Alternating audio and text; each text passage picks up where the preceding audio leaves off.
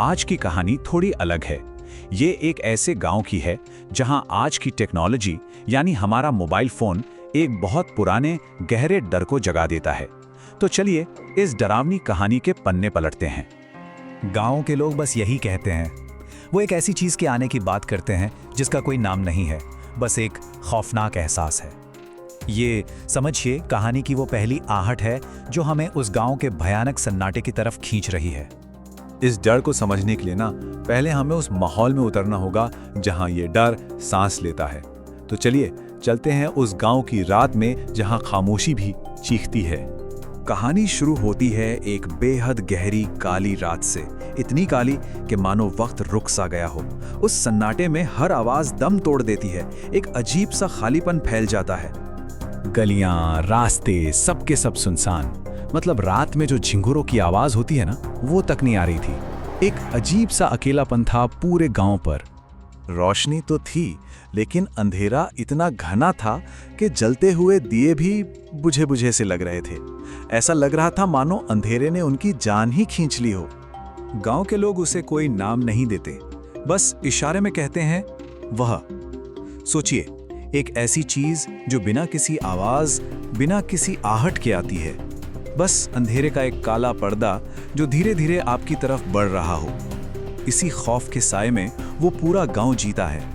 और अब आते हैं कहानी के सबसे अजीब हिस्से पर। एक ऐसा नियम जो उस चीज का मोबाइल की रोशनी से रिश्ता बताता है, और ये रिश्ता बहुत अजीब है।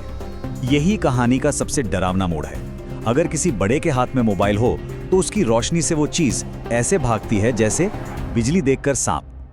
लेकिन वही रोशनी अगर किसी बच्चे के हाथ में हो तो वो उसकी तरफ खींची चली आती है।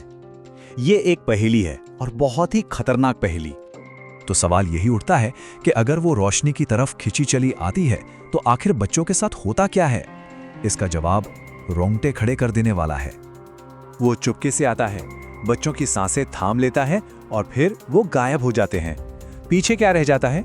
बस पुराने शमशान घाट पर मिली राख की छोटी छोटी ढेरियां। और कहते हैं उन बच्चों की खिलखिलाहट हमेशा के लिए हवा में कहीं खो जाती है। इस डर को और करीब से महसूस करने के लिए कहानी हमें एक परिवार के पास ले जाती है। एक ऐसी घटना जो असल में घटी थी। ये धनु की कहानी है, जिसने उस रात उस वहां का सामना किया था।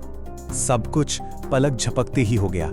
एक पिता बस अपनी मां की कहानी रिकॉर्ड करने के लिए मोबाइल की ब्राइटनेस बढ़ाता है, और तभी स्क्रीन पर एक काला साया गुजरता है। सोता हुआ धनु अचानक जाग जाता है, मुस्कुराकर मोबाइल मांगने लगता है, लेकिन उसके पिता ने उसके चेहरे पर वो भयानक सूखापन देख लिया था, मौत का निशान। जैसे ही पिता ने घबराकर मोबाइल बंद किया, दरवाजे पर एक हल्की सी आवाज हुई, और फिर एक फुसफुसाहट जो कानों में गूंज गई। अब तुमने दिखाया तो मैंने ले लिया। ये वो पल था जब डर हकीकत बन चुका था। और अगली सुबह जो सबूत मिला उसने सब कुछ साफ कर दिया। धनु के मोबाइल से बंधी वो छोटी सी घंटी अब बस काली राख का ढेर थी, एक खामोश गवाह कि रात को क्या हुआ था। धनु की उस रात के बाद गांव पहले जैसा नहीं रहा। उस हादसे ने गांव वालों को एक ऐसा सबक सिखाया जिसे अब कोई भूलना नहीं चाहता। चलिए देखते हैं कि इस खौफ ने गांव को कैसे बदल दिया। उस दिन के बाद से गांव में एक कानून बन गया जो कहीं लिखा तो नहीं है, पर सब मानते हैं। डर से जन्मा एक नियम कि रात 9 बजे के बाद किसी भी बच्चे को मोबाइल नहीं दिखाया जाएगा। लेकिन सिर्फ नियम बनाने से डर कहां जाता है? अब तो गांव वालों के लिए हवा का हर तेज झोंका, बंद खिड़की पर बनती कोई परछाई या दूर से आती हंसी की आवाज सब उसी खतरे का इशारा लगती है।